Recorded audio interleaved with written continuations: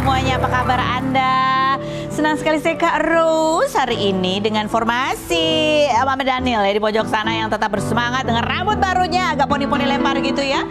Kita akan sama-sama untuk grouping.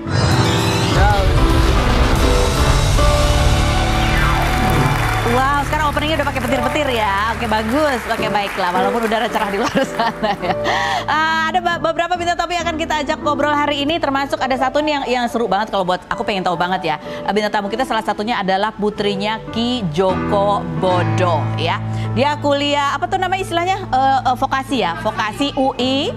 Jurusan apa? Penyiaran. Dan dia itu suka niruin gaya aku ngomong. Aku pengen tahu loh, ternyata anaknya Ki Joko Bodo ngefans sama aku. Nanti kita bahas ya. Kita kebacokan dulu untuk membahas berita-berita yang hot. Baik data dari dunia nyata maupun dari dunia maya. Tapi dunia mayanya maksudnya sosial media ya. Bukan dunia yang aneh-aneh. Ini yang dari dunia sosial media. Dari Instagram Instagram story-nya Bobon Santoso. Bobon Santoso ini seorang apa sih, konten kreator gitu yang suka masak-masak gitu ya. Terus dia tuh posting ada video di mana Luna Maya tuh kayak kesakitan perutnya, seperti kesakitan perutnya dan seperti dimasukkan ke dalam ambulans gitu ya. Terus di video itu juga Bobon itu menulis caption dia minta maaf. Jadi ini agak nggak jelas tapi inilah gambar yang kemudian silakan ada interpretasi sendiri. Coba kita lihat aja videonya kayak Pak, story-nya. Oke ya, itu karena jauh aku jadi kurang bisa perhatiin ya. Ini aku lihat ya, ini tuh ada videonya, terus ada captionnya gitu kan. Terus dia nge-tag Luna Maya pada saat lagi sakit perut itu. Terus habis itu ada story-story lagi ya. Coba story yang pertama, nih dia story kayak screenshot WhatsAppan gitu ya. Bunyinya adalah, Kak Luna aku minta maaf ya soal insiden itu, aku menyesal, jangan benci aku, sorry. Terus dia nulis lagi keterangan, belum dibalas nih kayaknya ya. Terus tulis dibalas itu di belum jawabannya. Oh, jawabannya apa sih? Oh iya.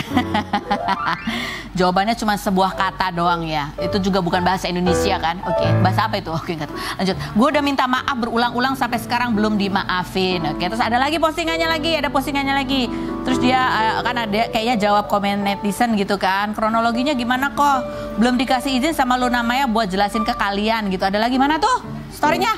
Aku belum dirubah tuh loh yang ada screen capan videonya tadi. Nah, terus ada lagi. Habis dari situ terus dia posting lagi si Bobon ini. Tolong bagi fansnya Luna Maya jangan DM yang aneh-aneh. Semua terjadi di luar kontrol. Nih ya, untuk Kak Luna Maya mohon maaf sekali lagi. Untuk Kak Luna Maya, tapi nggak di-tag Kak Luna Mayanya. Ya, dia mana baca. Iya kan? Terus habis gitu, nah kalau menelisik ya, di netizen itu kan sekarang jagoan banget semuanya. Mereka tuh menjadi seorang apa tuh namanya, sosial media forensik. Dicari, dicocokologi itu kalau bajunya itu kira-kira kejadian tanggal berapa, ada apa sih gitu ya kan. Ini semua informasi dari netizen bahwa kayaknya itu udah, ini kan tanggal 16 Agustus ya, besok 17 Agustus. Kayaknya di tanggal 7 Agustus yang lalu itu sempat ada konten ya, betul gak sih? Konten antara Bobon istrinya sama Luna Maya. Ditelisik dari bajunya gitu ya. Bajunya kan kadang-kadang ditutup jadi nggak kelihatan deh kalau bajunya sama yang tadi masuk ambulan itu. Mana sih yang ditutup? Bener deh bajunya sama. Ya kalau nggak percaya lihat aja. Itu dia maksudnya. Terus ada video satu lagi kan yang dia di mobil, Bobon di mobil itu, terus di mobil ada nggak videonya satu lagi tuh? Yang dia di mobil terus dia bilang minta maaf, sebentar Lunanya lagi kesakitan. Itu ada videonya? Nggak ada. Kok aku nggak lihat? Kecil sih tulisannya ya. Tapi itu membuat aku menimbulkan kecurigaan ya. Kalau aku loh ya, kalau aku jadi Luna Maya sih aku keselnya bukan karena insiden sebelumnya. Aku keselnya justru pas adegan di mobil itu. Udah tau lagi kesakitan dia malah bikin video. Bukannya itu ya kan kalau aku loh ya kan. Coba kalau kita lihat, kalau menurut netizen ada apa sih kalau menurut netizen? Yang pertama, kalau cuma buat konten ini jahat banget sih. Ambulans sampai nyalain sirene sama strobo soalnya. Itu ambulans sih Bang. Ambulans kok? Ambulans. Tapi kok kasurnya kecil banget itu? Kasurnya kecil loh. Coba lihat ambulansnya, kasurnya kecil. Kalau kesakitan gitu melintir, itu kalau nggak dijagain jatuh, gitu. Ya kalau orang yang nggak sekecil Luna Maya itu nggak muat ya kan? Ya kalau aku tuh udah kurus mah kalau aku ya. Lanjut berikutnya komentar netizen. Ayo toh ganti cepetan. Aku mau baca nih loh komentar netizen. Kalau udah sakit beneran nggak bakal bisa teriak, udah nggak ada tenaga buat teriak. Ini juga aku setuju. Kalau aku udah sakit banget tuh, aku cuman punya dua pilihan, nggak ngomong atau ngomong dengan nada yang tidak manis, ya kan? Lanjut berikut. Nyari duitnya ngeri artis. Lanjut berikutnya. Kalau cuman ngeprank kelewatan banget. Kenapa sih kelewatan? Kok kelewatan mundur lah ya? Enggak lah, kelewatannya di mana? Ya aku tapi belum tahu ya. Ini kelanjutannya ada apa sih, aku nggak tahu. Jadi ya ini kan baru kita menduga-duga ya. Tapi ini membuktikan bahwa netizen itu sekarang amat sangat jeli sekali ya. Mereka bisa mencari bukti-bukti dan mereka juga bisa sangat-sangat skeptis. Jadi kita tunggu aja. Ini apakah memang S3 marketing atau terjadi sesuatu? Beneran, kalau terjadi sesuatu mendingan mudah-mudahan cepat sembuh lah ya, cepat sembuh kok. Ya gitu ya? Oke. Nah sekarang langsung kita menuju ke bintang tamu kita yang pertama. Ini aku sudah gak sabar banget, aku pengen lihat. Katanya dia ngefans sama aku, suka niru-niruin aku kalau ngomong. Kayak apa sih? Apalagi dia anaknya Ki Joko Bodo. Kayak apa? Kita lihat profilnya Sasti berikut ini. Aida Prasasti Paraning Ratu atau Sasti, konten kreator TikTok berusia 19 tahun yang merupakan putri dari pernikahan Ki Joko Bodo dengan Daimah ini kerap membuat konten tentang rumah candinya, menceritakan ayahnya dan kegiatannya sebagai mahasiswi vokasi UI semester 5. Sasti yang mengaku tidak percaya saat ayahnya membicarakan makhluk halus ini dekat dengan sang ayah, bahkan tidak sungkan untuk curhat dan sejak kecil kerap menemani ayahnya bekerja. Ki Joko Bodo paranormal yang membangun rumah candi dengan biaya 25 miliar dan mengaku mempunyai lorong waktu ini dikabarkan memiliki istri di setiap provinsi, namun ketika ditanya kebenarannya oleh Sasti, ia menjawab itu dulu. Benarkah Sasti kerap menjadikan ayahnya konten agar bisa pansos? Mengapa Ki Joko Bodo sekarang tidak lagi tampil di publik dan tiap dijadikan konten oleh Sasti wajahnya ditutup? Saksikan kisah selengkapnya hanya di Rumpi No Secrets. Langsung saja kita panggilkan Sasti Ki Joko Bodo.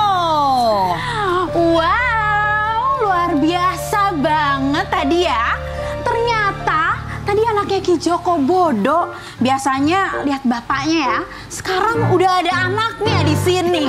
Sekarang di mana lagi kalau bukan di Rumpi No Secret. Halo Sasti, silakan duduk. Kamu tadi memperkenalkan aku sebagai apa? sebagai anaknya Ki Joko Bodo. Oh anaknya, bukan, aku bukan anaknya. Oh bukan. Panggil aku tante. Oh. Atau ibu ke. Nah itu dia. Enggak. Enggak. Ya ampun Sasti, aku seperti melihat kamu mukanya mirip banget ya sama bapak kamu ya. Iya. Memang cantik, versi cantik. Kalau bapak kamu kan Terima versi apa ya namanya, misterius gitu ya. Apa sih yang unik lagi dari Sasti ini? Sasti ini kuliah vokasi ya di Betul. UI jurusan penyiaran. Terus dia lagi sekali. sering banget bikin konten-konten di TikTok yang Iya. viral. Kontennya adalah tentang rumah candinya kalian. Iya. Nah, dan aku jadi pengen tahu ya. Dulu kita pernah ke rumah candinya Ki Joko Bodo kan? Tapi kita nggak pernah membayangkan ada orang yang betulan tinggal di situ. Jadi mau nanya, kita lihat dulu konten kompilasi TikToknya Sasti berikut ini. Tuh, ada salah satu kontennya juga yang dia nunjukin ada banyak bekas-bekas permen karet gitu ya, yang ditempel sama Iya. pengunjung-pengunjung iseng. Enggak, jadi emang Kalian yang nempel. rumah kita emang di daerahnya lingkungannya lingkungan kampung gitu kan. Terus banyak anak-anak yang main di situ. Terus? Nah, iseng tuh anak nempelin permen karet. Tapi kenapa nempelnya di patung bentuk Kamu kok bisa tahu, emang kelihatan itu? Iya. Aku ngeliat soalnya itu di depan pagar banget. Kak. Iya. Enggak, tapi Sasti kita pernah main ke situ ya. Yeay. Kamu beneran tinggal di situ? Iya betul, dari kecil aku di situ. Dari situ. Terus kan itu kan katanya ada tempat buat semedi ya. Tempat semedi bapaknya yang tempat angker itu yang kita nggak pernah boleh ke situ. Iya. Dimana dia pernah menerobos lorong waktu dan rambutnya nyangkut. Nah, kamu sendiri pernah ke situ gak? Pernah. Oh pernah. Aku pernah ke situ, tapi memang itu lorongnya rahasia ya. Jadi kontennya mungkin nanti bisa eksklusif diliput sama tim Rumpi, bisa. Bener ya Sasti, bener ya. Oke. Kamu pernah masuk situ? Boleh? Nah, boleh kan aku anaknya. Oh iya. Terus ada apa sih, lorong aja gitu? Ada lorong, terus kalau di situ kalau misal nanti masa aku sebarin di sini sih. Tapi sneak peeknya ya. Sneak Di situ peeknya. ada tempat ibadah dari 5 agama yang ada di Indonesia, seperti itu di dalamnya. Terus juga ada apa? makhluk-makhluk lainnya. Emang kamu bisa lihat juga? Nggak bisa kalau aku. Kamu kan anaknya Ki Joko Bodo. Nggak nurun pingin apa? juga. Kalau nurun jangan ke aku, ke anaknya yang lain aja ya. Kamu sendiri nggak mau? Nggak mau punya kemampuan apa kek gitu? Nggak dulu deh. Nggak dulu ya? Iya. Nggak dulu ya. Tapi kamu takut nggak sih tinggal di rumah? Itu kan rumahnya gede banget dan iya gitu, banyak yang Iya. sudut-sudut gelap gitu. Sebenarnya kalau ngomongin soal takut ya nggak takut, karena kan aku dari bayi di situ, dari Iya sih, kecil udah dari biasa situ, ya. jadi udah biasa. Oke, ada berapa keluarga sebenarnya tinggal di situ? Satu aja sih. Satu aja? Dari ibuku. Jadi berapa jumlahnya semua tuh yang tinggal di situ? Ada 5? 6 orang. Oh, 6 orang. Ayam, ibu, aku dan saudaraku Yang lain tinggal di mana? Yang lain, yang mana ya? Tapi ngomong-ngomong ya, kamu tuh sebagai anaknya Ki Joko Bodo, orang tuh kenal, orang tuh di mana-mana kenal kan kamu anaknya Ki Joko Bodo tuh pernah ngambil rapot kamu nggak? Datang ngambil rapot Itu yang aku pingin sih, tapi sejauh ini belum pernah. Belum pernah. Datang ke sekolah kamu pernah nggak? Oh pernah, waktu itu aku lagi graduation gitu kan, kayak akhir maksudnya pengambilan ijazah gitu. Habis itu aku mohon ayah mau dong ke sekolah, karena temanku yang lain aja ada ayah gitu ke sekolah, karena ayahku emang nggak mau. Begitu dia naik ke atas panggung, dia action begini jalannya. Itu dia rambutnya masih gondrong apa udah pendek? Rambutnya udah pendek. Pas masih gondrong dia nggak mau. Soalnya aku juga malu. gitu. Itu masuk SMA, SMP, SMA. Kalau yang rambutnya pendek waktu aku naik ke SMA. Oke. Terus kamu tuh ada perasaan gimana ketika orang tahu kamu anaknya Ki Joko Bodo? Sering dibully gitu, digoda-godain sama teman kamu gitu nggak sih? Oh, itu alhamdulillah nggak pernah. Karena takut juga ya pada mereka? mungkin di belakang iya. Tapi mungkin mereka takut. Enggak sih sebenarnya. Gitu. Enggak, karena kan aku juga manusia biasa aja. Biasa guys. aja ya. Tapi ada yang pernah nanya-nanya gitu nggak sih, sekepo aku gitu teman-teman kamu? Ada. Tapi nggak pernah sekepo. Pertanyaan apa yang paling sering ditanyakan orang ke kamu sebagai anaknya Ki Joko Bodo? Kamu bisa ngelihat ini nggak? Atau nggak kayak gini nih, kayak yang tadi TikTok yang ditunjukin. Kok kamu nggak jadi paranormal aja? Ya. Itu kan gimana ya? Itu paling banyak ya. Paling banyak. Cita-cita kamu sebenarnya adalah pengen jadi apa? Pengen jadi aku? Iya. Pengen bawain acara gitu? Iya, Oke. seperti itu. Kamu nonton aku dari sejak kapan? Dari kecil, kan ayahku sering diundang ya, di Rumpi. Oke. Kamu pernah ikut nggak ke waktu ayah diundang ke Rumpi? Pernah dong. Datang. Aku tuh selalu nemenin ayahku kalau syuting. Oh gitu. Jadi kamu tahu pernah kita undang bapakmu datang ke sini suruh pakai baju pink, pernah ya? Ada kan? Ada kompilasinya? Kamu nggak punya kompilasinya Ki Joko Bodo pakai baju warna pink? Itu dulu aku maunya itu. Itu dulu kita mau tunjukin ke anaknya nih loh. Nih kamu di mana waktu itu, ya kan? Oke, ini kompilasi Ki Joko Bodo. Kita wawancara di Rumpi sudah beberapa kali. Dari mulai gondrong, rambutnya pendek, bajunya pink, bajunya putih, pakai kopiah, segala macam ada. Oke. Ya udah kita ke TikToknya nih. Sekarang ini kan tadi kita mengundang bareng sama bapaknya dong ya. Kan kamu biasanya nganter bapaknya. Tapi katanya bapak kamu udah nggak mau masuk TV. Kalau diundang nggak mau, tapi kalau misalkan mungkin datang ke rumah ya masih mau-mau aja. Oh, kalau datang ke studio nggak mau. Kalau kita datang ke rumah ya mau-mau aja. Kenapa makanya begitu? Main dong. Kenapa begitu? Nggak tahu juga ya. Gitu. Mungkin udah capek kali ke studio. Udah capek gitu ya. Oke, coba kita lihat. Ini juga di konten-kontennya juga mukanya agak tersamarkan gitu. Jadi cerita. Iya. Gitu. Kenapa mukanya gak kelihatan sih? Emang gak apa-apa, itu posisinya lagi gak enak aja. Aku lagi main HP gini kan. Ditanya. Karena angle-nya lagi nggak enak aja gitu ya. Iya. Tapi emang bener ya gosip di luar sana bahwa bapak kamu tuh istrinya 4. Di setiap provinsi ada istrinya. Ya itu juga masih menjadi misteri sampai sekarang sih. Aku sering nanya, dan itu jawabannya tadi kan dulu. Oh, berarti dulu. Tapi pernah nggak bapak kamu tuh beli perlengkapan bayi gitu? Padahal kalian udah gede. Nah, itu dia. Waktu itu kan anak-anaknya udah pada gede nih. Lah kok beli perlengkapan bayi? Ini untuk siapa? Pas ayah masuk ke mobil nih bilang kayak gini, jangan kasih tahu ibu. Ternyata untuk anak yang di provinsi lain. Gak serius ini? Iya. Serius. Ibu kamu akhirnya tahu gak? Tahu. Berarti ibu kamu yang paranormal sebenarnya. Tapi kamu bilang katanya kamu masuk ke komunikasi jurusan penyiaran, pengen jadi penyiar juga, pengen jadi jurnalis. Betul. Salah satunya adalah karena kamu melihat bapak kamu sering sekali diberitakan hal-hal yang nggak benar. Betul. Apa sih hal yang nggak benar? Misalnya yang ganggu banget kamu? Ganggu banget waktu itu ketika ayahku waktu itu lagi sakit nih, kondisinya sakit. Terus media tuh diheboh-hebohkan dengan ayah Ki Joko Bodo nggak bisa jalan, kena kena apa nih guna-guna dan lain sebagainya. Dan hal itu yang buat aku kok kayak gini sih, padahal biasa aja. Sakitnya biasa aja. Biasa aja. Terus itu juga sakit sementara, sehat lagi kok kayak gitu. Bu, ya kan? Mungkin karena image-nya kali ya. Apakah diapain, kena yang tidak kasat mata gitu? Ya mungkin. Mungkin gitu. Itu yang salah satu yang mendorong kamu. Satu lagi apa? Satu lagi, dulu waktu kecil aku juga pernah ayahku di interview gitu, dan tolong dong buat pernyataan yang mengundang kontroversi agar istri yang di lain sana marah. Jadi kita buat adu domba seperti itu di media. Terus kan kayak aku pada saat itu yang kondisinya masih kecil, masa ayah mau sih kayak gituin, jadi image-nya jadi jelek dan lain sebagainya, dan juga nggak mendidik gitu bagi masyarakat. Nah dari situ tuh aku pingin kayaknya aku harus berbuat sesuatu. Tapi ayah mau nggak waktu itu? Enggak sih. Enggak ya. Jadi diminta begitu tapi tidak dilakukan oleh ayah. Oke, baiklah. Tapi ini masih menjadi misteri jadi. Istrinya ada berapa itu kamu juga nggak tahu. Sama. Itulah sebuah rahasia. Kita akan kuak di No Secret. Kita lagi kompilasi Ki Joko Bodo ada di Rumpi. Kita pernah ngobrol apa aja sih? Ya berikut ini. Stop. Buka Ki, buka. Ciela.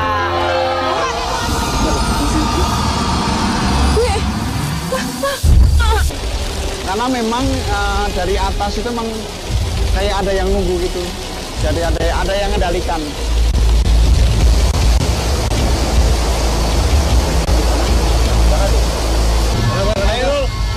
Air. Mas Hairul aman. Jadi gini. Aku ingat waktu itu aku baru belajar ilmu ya, itu waktu SMP. Jadi waktu SMP itu rambutku memang panjang. Iya. Nah memang panjang, kemudian lalu aku cukur gitu. Ternyata rambutku waktu masuk lorong waktu itu kesangkut, sehingga habis masuk lorong waktu itu kepalaku pusing dulu. Tapi benar nggak sih Ki Joko Bodo itu masih bisa masuk ke lorong waktu? Kalau masuk lorong waktu karena sudah terbiasa, mungkin cepat aja, mungkin dalam waktu dekat, dalam waktu singkat kita doa tertentu masuk ke gang suatu, kita tiba-tiba ada di wilayah lain dengan seutuhnya jajan seperti aku, iya. Itu bisa? Bisa. Terakhir ke mana? Ke Jogja. Tahun berapa? Sebulan yang lalu. Ngapain? Ya kan ziarah. Oh gitu, jadi nggak naik pesawat, nggak naik mobil, nggak naik apa-apa? Nggak naik pesawat. Jadi diem aja sudah sampai Jogja? Iya, jadi tapi dengan doa. Yang penting doa itu lancar, udah. Kayak bapak kamu suka cerita-cerita kayak gitu nggak sih, dia bisa ngapain? Iya, sering. Kamu percaya? Enggak. Enggak sih. Nggak percaya? Iya. Iya. Kenapa kamu nggak percaya? Ya karena nggak bisa dibuktikan gitu. Karena kamu tidak bisa melihat langsung gitu ya.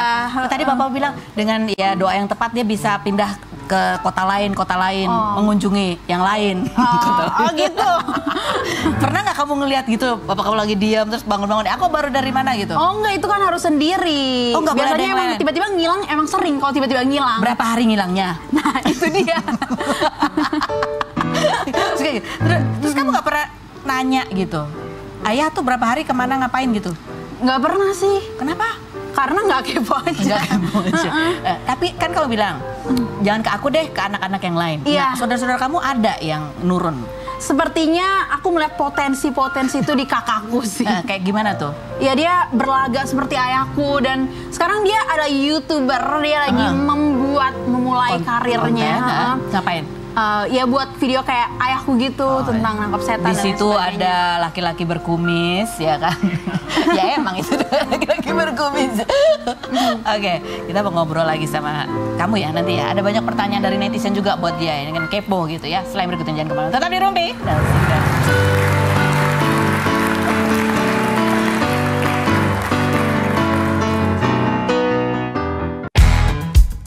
Meisya Siregar, artis berusia 42 tahun yang menikah dengan Baby Romero sejak 2004 dan dikaruniai 3 anak ini 24 Juli lalu baru menyelesaikan ibadah haji yang ia daftarkan sejak 2021 dan dikabarkan harus menunggu 5-7 tahun lagi.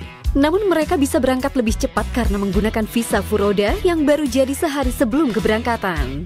Juara 3 gadis sampul tahun 1993 ini mengaku perjalanan hajinya lancar dan keinginannya terkabul seperti berdoa di depan Hajar Aswad, keliling kota dan mendapat kamar dengan pemandangan Masjidil Haram walaupun ibadahnya sempat terhambat karena haid selama 10 hari. 31 Juli lalu, Meisya menulis komentar di postingan Mima Syafa, anak Mona Ratuliu yang mengaku sempat depresi dengan mengatakan bahwa ia selalu mendoakan Mima di depan Ka'bah. Seperti apa perjalanan haji Meisya Siregar dan Baby Romero? Dan benarkah sejak pulang haji mereka makin mesra dan romantis? Saksikan kisah selengkapnya hanya di Rumpi No Secret. Sudah bersama Meisya dan juga Baby dan Bambang. Nih update dari Meisya dan Baby adalah kemarin alhamdulillah ya baru pulang menjalankan ibadah haji gitu. Padahal itu dadakan banget. Kalian maksudnya kalian tuh berencana tuh kapan berencana udah lama sebenarnya pengen daftar tuh 2021 pas pandemi, tapi itu ONH plus which is nunggunya 5 sampai 7 tahun. Sebetulnya gitu. Iya, 2022 terus kita ditawarin furoda, ya alhamdulillah rezekinya ada, dimudahkan Allah, ya udah berangkat. Dan itu benar-benar kalian nggak nyangka bahwa Gak nyangka karena visa furoda itu kan last minute keluar. Kamu dapetnya keluar 1 hari sebelum. Besok berangkat malam baru packing.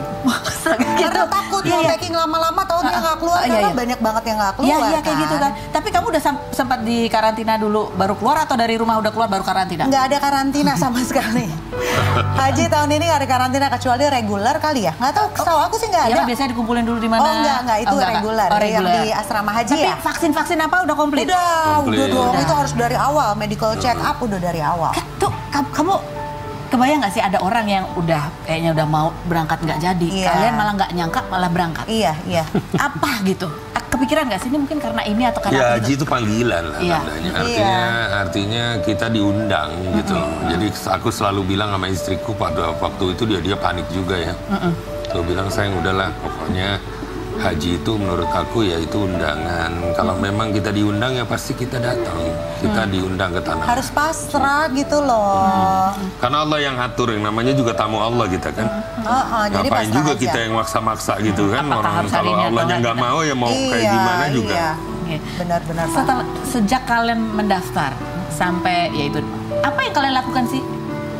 Kan biasanya tuh kalau kita udah niat udah daftar itu sudah dimulai persiapan. Iya, diuji niatnya gitu. Oh, diuji niat. Oh iyalah pasti. Jadi gini, awal mula tuh yang semangat haji aku. Baby tuh bilang ya udah daftar aja dulu. Nanti kita berangkat ya. Ya udahlah kamu daftar aja. Jadi nggak ada sinyal-sinyal gimana gitu ya dari Baby yang kepengen tahu-tahu 2022 kita di follow up sama travel ada furoda dan officially Arab sudah membuka untuk haji. Aku cerita sama dia, tiba-tiba kebalik. Situasinya dia yang semangat tahun ini aku mau haji, pokoknya kita harus tahun ini. Hah, kenapa bisa begitu Pak? Ya nggak tahu. Nggak tahu nih kesambet apa sih saya? Feeling aja. Ya kesambet Allah lah bagus. Jadi rasa aja. Ya enggak, maksudnya apa ya?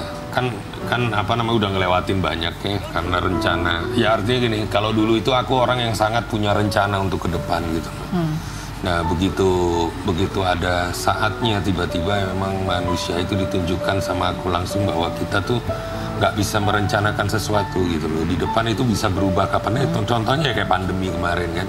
Nah begitulah lewat pandemi sedikit ada kesempatan ini istriku bilang aku pikir ya ini saatnya gitu loh. Karena ya udah saatnya itu kita sekarang di umur segini nih kita udah bisa lebih pasrah, ikhlas gitu loh sama Allah ya, apa yang Allah rencanakan ke depan gitu loh. Prioritasnya jadi berubah. Akhirnya prioritas Baby berubah, akhirnya harus haji deh kita prioritas. Berarti ada kejadian yang berasa banget. Kamu berencana apa sebelum akhirnya kena pandemi dan itu sama sekali nggak jadi? Enggak ada rencana apa-apa, cuman berpikir aku aja. itu dari dulu memang orangnya tuh punya target gitu loh. Ada 1 tahun, 2 tahun ke depan itu apa. seperti apa. Nah ternyata pandemi banyak dong, ya kan? salah satunya adalah pandemi gitu. Nah itu kan jadi berubah lagi. Jadi aku pikir udahlah apa ya. Selama ini aku cuman berdoa gitu, nggak pernah ngikutin apa yang Allah mau gitu loh. Nah saat ini mungkin ya waktunya kita untuk beribadah. Iya, menjalankan. kita semuanya kita kasih ke Allah lah, kita ikutin gitu loh. Dan ada di sana juga ada banyak hal yang nggak terbayangkan bisa kalian dapatkan gitu ya. Ini ada kompilasinya ketika mereka menunaikan ibadah haji. Apa banyak yang masih teringat yang nggak disangka-sangka tuh kan kadang suka terjadi gitu di sana. Apa? Aduh, semuanya sih sebenarnya masih keinget-inget ya Mbak ya. Sampai detik ini tuh semuanya masih kebayang gitu kan. Karena semuanya ngebekas, semuanya berkesan. Dan apa ya, yang paling diinget sih salah satunya mungkin dari sekian banyak ya. Kalau buat aku momen yang paling nggak bisa dilupain tuh di Arafah dan juga di Madinah.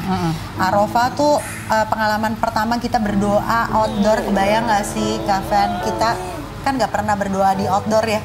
Ini berdoa di outdoor menghadap langit senja. Terus kita berdoa minta ampun. Sementara kita biasa sholat kan private di dalam ruangan sendiri, baru husuk, baru bisa nangis. Tapi ini benar-benar kita gabung sama semua orang yang nggak ada kaya, nggak ada miskin, nggak ada apa, segala kita nyatu semua di Arafah itu. Dan itu berasa banget jarak kita sama Allah tuh nggak berjarak. Jadi benar-benar berasa banget kehadiran. Husuk banget, Masya Allah. Yang kedua adalah di Madinah, karena di situ surat cinta aku. Di Madinah dari hari pertama sampai hampir hari terakhir aku menstruasi. Surat cinta kamu bilang? Surat cinta dari Allah. Kenapa kamu menamakan surat cinta? Iya, kenapa ya? Mungkin karena aku terlalu sombong kali ya. Sebagai manusia merasa yakin bisa melakukan ibadah pol-polan, merasa yakin bisa maksimal apa yang aku planningin di kepala tuh semuanya bisa berjalan. Tapi ternyata ya itu surat cinta dari Allah nih, 11 hari gua kasih. Kalau di Pelataran Nabawi aja. Biasanya cuma 7 hari, ini 11 hari. Emang tanggalnya? Enggak, emang jebol. Aku udah minum obat segala macam, memang jebol. Itu ya kamu. Kalau baby apa? Ada kejadian apa ya? Banyak ya? Banyak. Nggak cukup kayaknya acara lu. Satu aja yang diingat ya, satu aja. Satu aja? Iya. Kalau satu yang paling cepat diceritain ya, paling bisa lama di Raudoh gitu. Yang kita tuh sebelum masuk Raudoh itu antri. Ya kalau ngantri sih Itu ditanya lah udah ya, pasti. Padat. Dan meskipun pakai tas repun sekarang kan juga tetap ngantri 10, gitu. Nah, 15 cuman kita menit, dibatasin tuh 10 sampai 15 menit. Nah, jadi pada saat pertama kali itu jalan ke situ aku udah mikir, waduh, ini doanya udah banyak, cuman 10 menit ya udahlah, bayangin sholat sunat di Raudoh, berdoa pada saat sujud selesai diusir kita.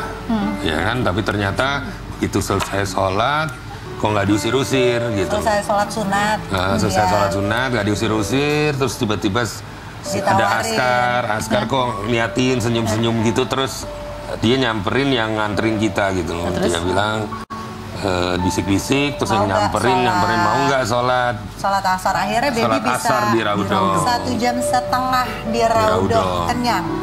Ya jadi aku pikir, waduh ini malah kurang doanya. Aku minta doa lagi sama dia, kayak kekurangan nih. Kenapa aku 1,5 jam di sini? Kalau gitu aku titip ya. Kita ada banyak cerita lagi yang mau kita tanya ke bintang tamu kita untuk di-share semuanya. Selain berikut ini jangan kemana-mana, tetap di Rumah Kita.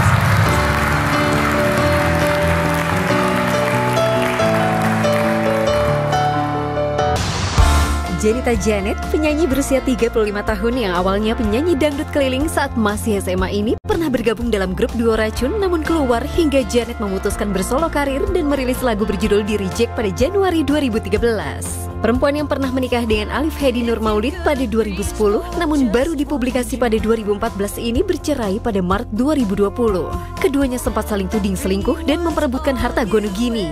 8 bulan setelah bercerai, Janet menikah lagi dengan Danu Sofwan, pengusaha berusia 34 tahun pada November 2020, di mana Alif sempat menduga bahwa Danu adalah orang ketiga dalam rumah tangganya, namun Janet membantah. Perempuan yang belajar berbisnis dengan suaminya ini kerap memposting foto dengan caption romantis dan kerap diberikan hadiah seperti segepok uang jajan, handphone, hingga bisnis peternakan sapi oleh suaminya. Bagaimana cerita Janet setelah 2 tahun menikah dengan Danu? Dan benarkah setiap hadiah yang diberikan Danu dibuat konten agar viral? Saksikan kisah selengkapnya hanya di Rumpi No Secret. Bersama Jenita Janet, udah lama nih gak ketemu sama Jenita Janet. Langsung duduk di kursi ini karena kita ingin mendengar apa yang terlintas cepat di benak kamu ketika aku membacakan kalimat-kalimat durjana berikut ini. Apa yang terlintas cepat di benak kamu, Jenita Janet, ketika mendengar kalimat Jenita Janet sama suaminya sekarang itu mesranya itu cuma untuk kebutuhan konten semata. Fitnah sekali itu. Fitnah ya. Iya. Aslinya emang gitu, on cam. Lebih. Oh, lebih. Iya. Apa yang terlintas cepat di benak kamu ketika mendengar kalimat? Waktu itu bilangnya mau rujuk, tapi setelah 4 bulan malah nikah lagi. Pasti selingkuh deh itu. Semoga semesta membantu untuk menjawab semuanya. Apa yang terlintas cepat di benak kamu ketika mendengar kalimat? Sejak nikah, Zenita Janet jadi kaget istilah CEO. Dikit-dikit ngomong harus bisa jadi CEO di perusahaan sendiri. Banyak belajar itu lebih baik. Dapatkan bang. Iya. Jadi kamu penyanyi dangdut sekarang atau CEO? Pilih. Penyanyi dangdut yang punya perusahaan. Oke, jadi Janet silakan duduk di kursi. Oke. Favorit kamu kursi fitnah atau fakta? Suaminya nggak ada nih sekarang, nggak ada yang bantuin. Nggak ada yang bantuin ya, repot sendiri. Nah gini emang. Tahu lah kamu ya sendiri kalau repot. duduk di sini jawab pertanyaanku dengan jujur apa adanya. Oke, Apakah baik. pertanyaanku ini jawabannya fitnah atau fakta? Ini masih loh dipertegas lagi. Dipertegas lagi, baik. Fitnah atau fakta kalau suami kamu tuh kelihatannya bucin itu cuman kalau di konten doang. Aslinya kalau di rumah tuh ya nggak gitu-gitu amat juga. Fitnah atau fakta? Fitnah dong, karena yang lebih tahu kayak asisten, teman-teman yang kerja tuh kayak udah biasa ngelihat kita bucin. Dari Tapi pacaran? Dari pacaran. Sama atau berkurang dari sejak pacaran sama pas nikah?